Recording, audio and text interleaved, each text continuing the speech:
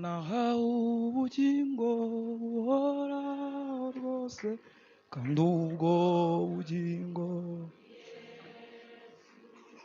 n'ukuri yinjiye mu mutima wanjye kandi yashyize nejejwe n'Imana mu mutima wanjye umuriro w'ijuru ndimo sigaye ngendera mu mucyo w'ukuri Yesu umukiza niwe nejejwe n'Imana haleluya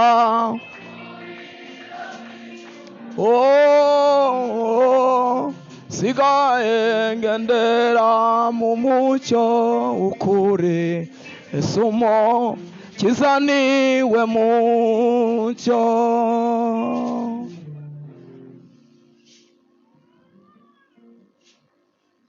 umukiza niwe wankuye mu ishyamba sigaye mba mu murima we no kubw'izubani burabyo mu ijuru shobora kwera imbuto umukiza niwe wankuye mu ishyamba sigaye mba mu murima we no kubw'imvurani zubabyo mu ijuru shobora kwera imbuto nejejwe n'Imana mu mutima wanjye umuriro w'ijuru ndimo sigaye ngendera mu mucyo w'ukuri Yesu umukiza niwe mucyo. Bwana asifiwe.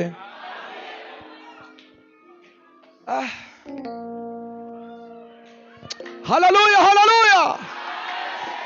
Kadusome ijambo ry'Imana. Ntekereza ko dusigaranye igihe gitoya kandi korali buryo yose hose bigomba kuririmba. Haleluya. Mbariza umuntu mwicaranye ngo urahari. Kadusome. Perezida ya minota ntabwo nyikoresha, ndakoresha mikeya kuri yo. Dusome mu butumwa bwiza bwa Yesu ko bwanditswe na Yohana. Ibice byaho ni igice cya mbere. Ubutumwa bwiza uko bwanditswe na Yohana igice cya mbere turasoma ku murongo wa 4. Dusome ayaho yonyine ariyo tuvuga dusenge. Ubutumwa bwiza bwa Yesu ko bwanditswe na Yohana igice cya mbere umurongo wa 4 kuri ayaho yonyine. Haravuga ngo muri we hari mu bugingo. Amen. Naho dusoma gusa tugasenga. Bwana asifiwe.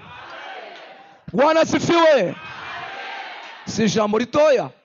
Muri we hari mu bugingo. Ni iryo ryonyine.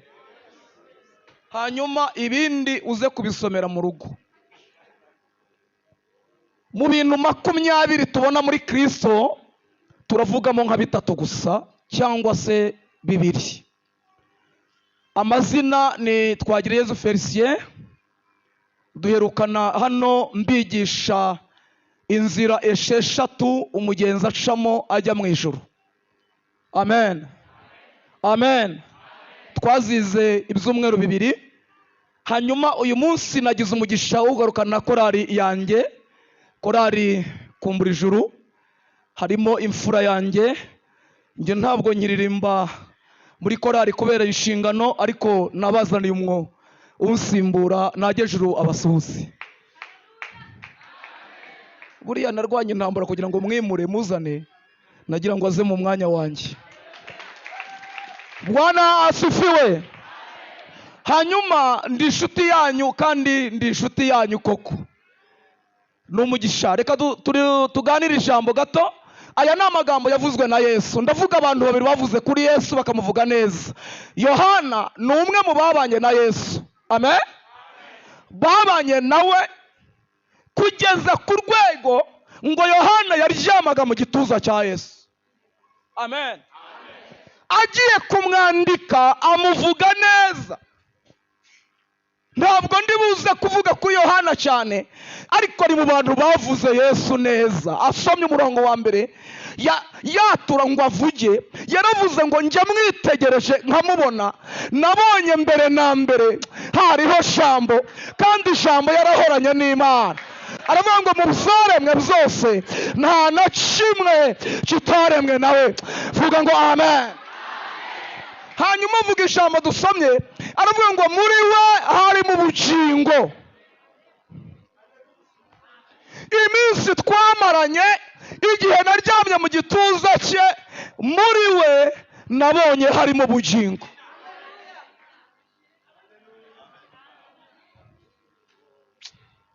Korari reka mfupishe muririmbe hanyuma dutahe tujye gupfa muzika.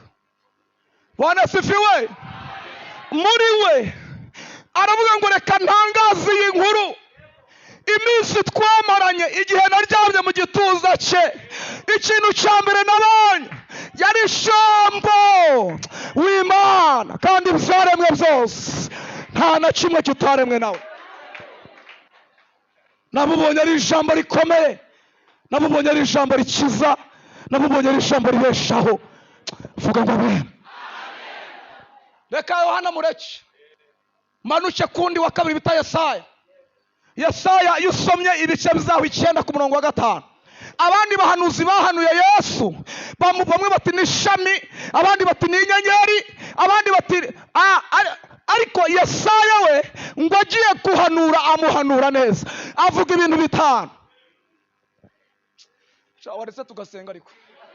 Bwana asifiwe. Aravuga ngo ibintu mbona simbibona kera, ndabibona hafi yanjye. Aravuga ngo umuntu duhawe umwana w'umuhungu. Vuga ngo amen. Haleluya, haleluya. Aramusobanura, avuga ijambo rya mbere, avuga ati nubugaje. Ahita bihuza n'igitabo cy'Itangiriro. Adamu akimara gucumura, Satani yamwambuye ubutware arabujyana, ariko umwana w'umuntu amaze kugaruka ari we Kristo agarukana ubutware. Yesaya bihanura cyane. Vuga ngo amen. Aravuga ngo uwo duhawe ntabwo aje wenyine, hari ubutware mwanyazwe muri mu ngo bya Edeni, none arabugarukanye. Vuga ngo amen. Buza aje buhese ku bitugu.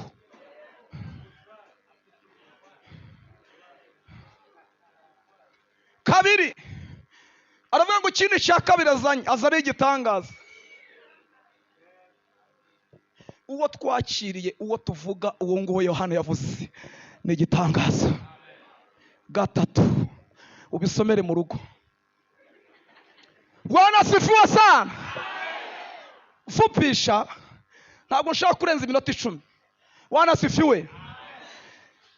Muri Kristo twaririnze, twavuze, nawe ubwawe ugenda uzagure.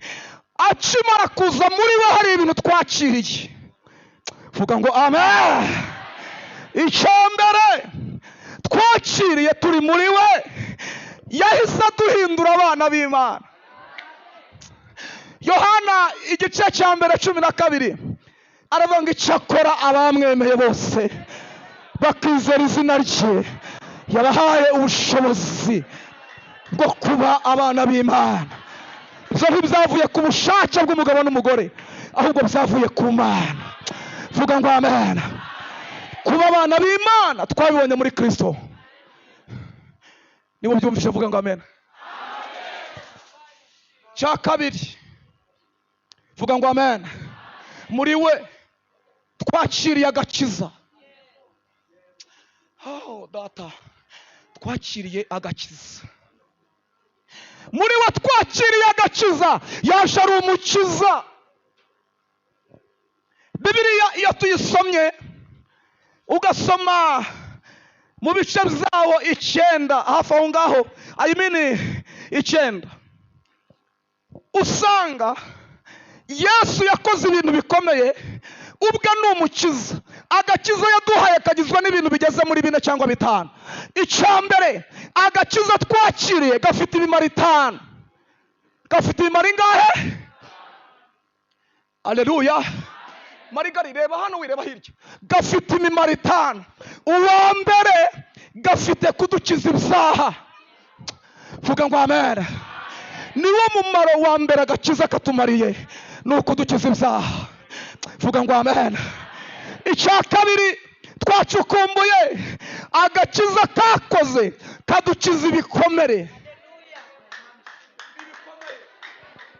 Yemwe abafite ibikomere, abakomerekejwe n'abantu, abavandimwe, inshuti, imiryango, agakiza twakiriye kadukiza ibikomere. Yewe wakomeretse we, nta wundi wakomora sipokuwa Yesu Kristo. Haleluya. Icya gatatu katumariye, gatukiza icyo bita imivumo na za karande. Mwaziririmbye. Yesu ashimwe cyane. Kadukiza imivumo iyo twavumwe n'abantu, iyo batuvumye izuba rirenze, iyo batuvumbiye ku mashiga, iyo batongereye, ubwako karayikiza.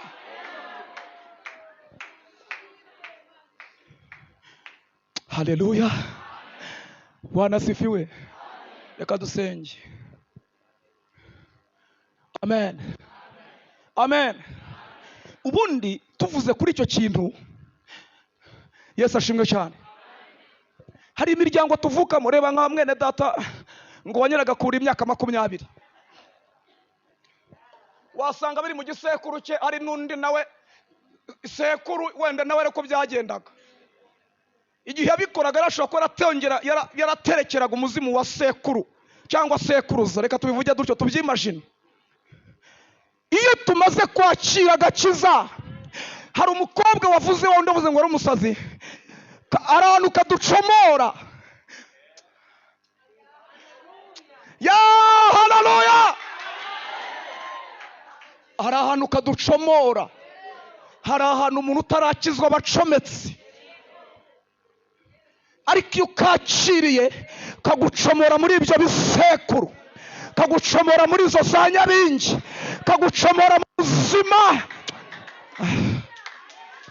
Wari uzi neza ko, reka tugaruke gato dusenge, wari uzi neza ko hari umuntu wicaye mu iterano hano cyangwa uri mu buzima busanzwe hanze aha avuga ati nubwo nagira ntese nakira? Kuko ibyo avuga birumvikana.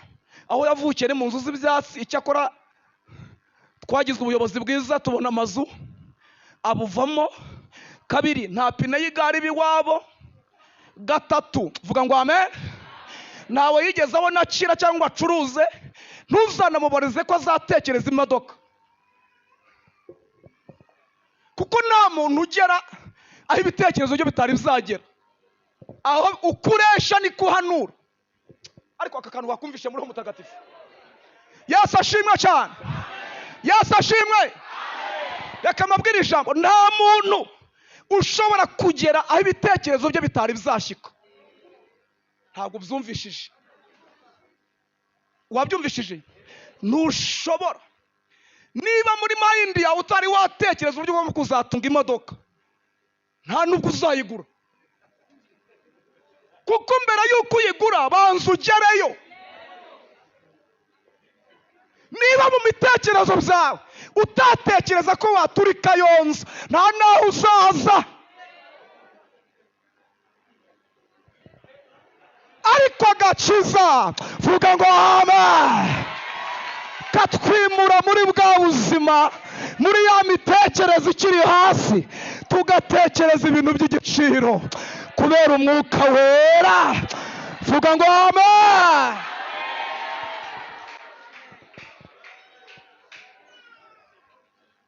Sikiliza. Amen. Amen. Atako sinegla, utanchokoza sha.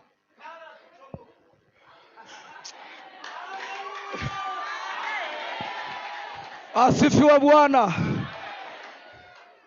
Kadusenge. Kyongo reka nsorezaho. Amen. Kumbura ijuru. Kama ujafika Kigali ukaba utanahatekereza no mu bitekerezo byawe, ntuzanaturayo, ntushobora. Uzatura rwa birenge ni utekereza.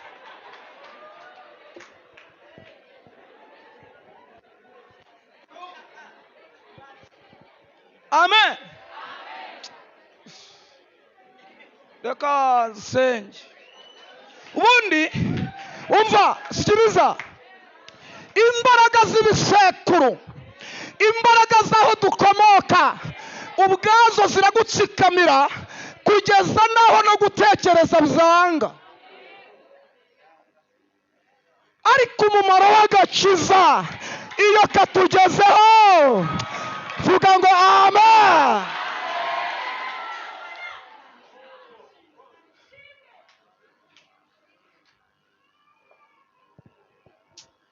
Umwanya ni mutoya ariko Imana izadufashe.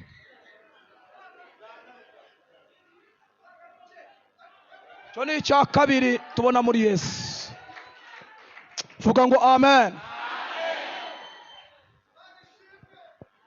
Icya gatatu, vuga ngo amen. Muri we twabonyemo kuzuka.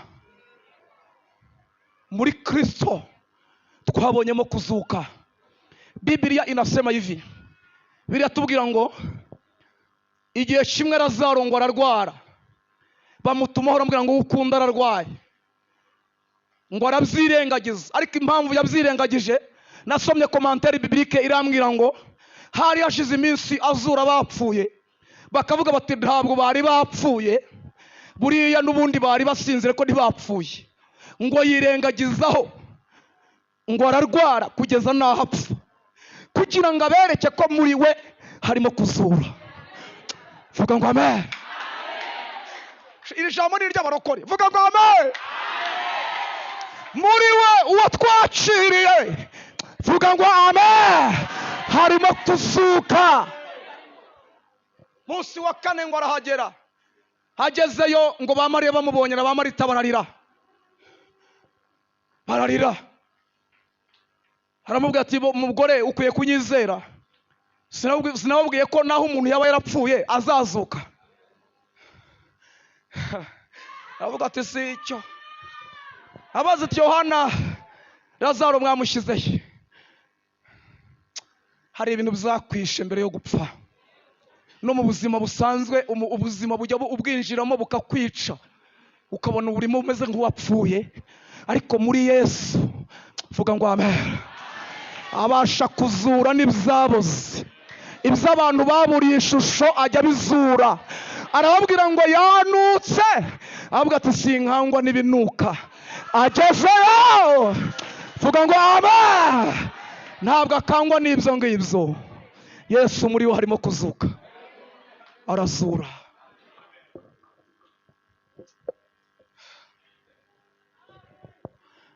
Kadusenge. Kane, ni Yesu uzitura. Muri we harimo kubohora. Agiye gutangira umurimo, ndasorezaho. Agiye gutangira umurimo, ari mu ivugabutumwa tumwe abigishwa, arababwira byari mu mudugudu ngo w'i Betaniya hafi y'i Betifage. Arababwira ngo nimugende mujye mu kirorero.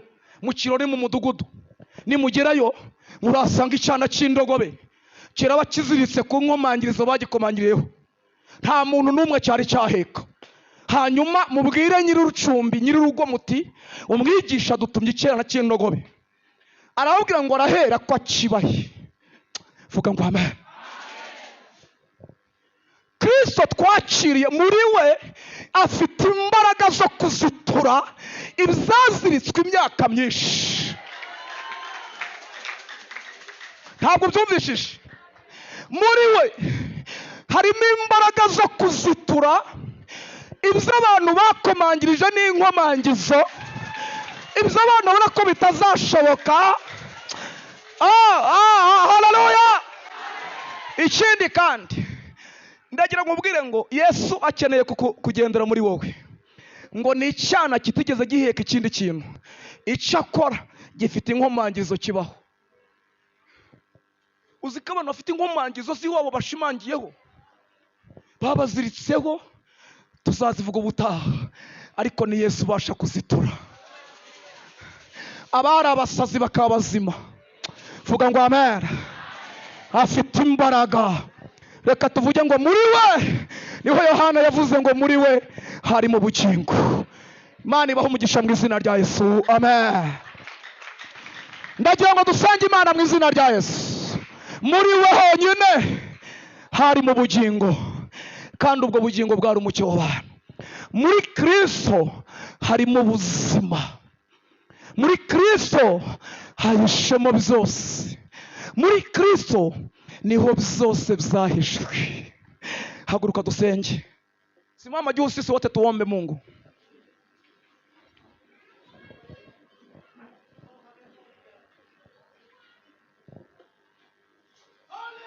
Talala rosika eno de glai. Kadusenge ihoraho. Mana turagushimiye muri urare salama yacu, tubonye ko muri wowe niho byose byahishwe. Muri wowe harimo ubuzima, muri wowe harimo agakiza, muri wowe harimo kubohoka, muri wowe harimo icyerekezo, muri wowe harimo imbaraga zizitura ibyo abantu baziritse, ibyo abantu bakomangije n'inkomangizo. Muri Kristo harimo imbaraga, muri wowe harimo icyerekezo. Yesu mwami Imana, muri wowe harimo kuzura ibyari byarapfuye. Hari ibyo abantu baburira ishusho bakabona nta shusho bifite. Hari ubuzima buburira formule kubera ubuzima babayemo bavukiyemo. Abantu baba mu buzima bukabagora, ariko muri wowe Mana, muri wowe bwira Yesu ngo muri wowe, bwira Yesu ngo muri wowe, bwira Yesu ngo muri wowe niho hari ubuzima, muri wowe niho hari ugukira, muri wowe niho hari ukubohoka, muri wowe niho hari agakiza, muri wowe niho hari icyerekezo, hari ukuzura ibyari byarapfuye. Usibye no kuzura ibiriho, uzazura n'abera igihe bazabasinziriye. Turagushimiye mwami, tugukomeye amashyi menshi tugushimira ko muri wo harimo byose. Mu izina rya Yesu Kristo umwami wacu, amen. Mubarikiwe sana.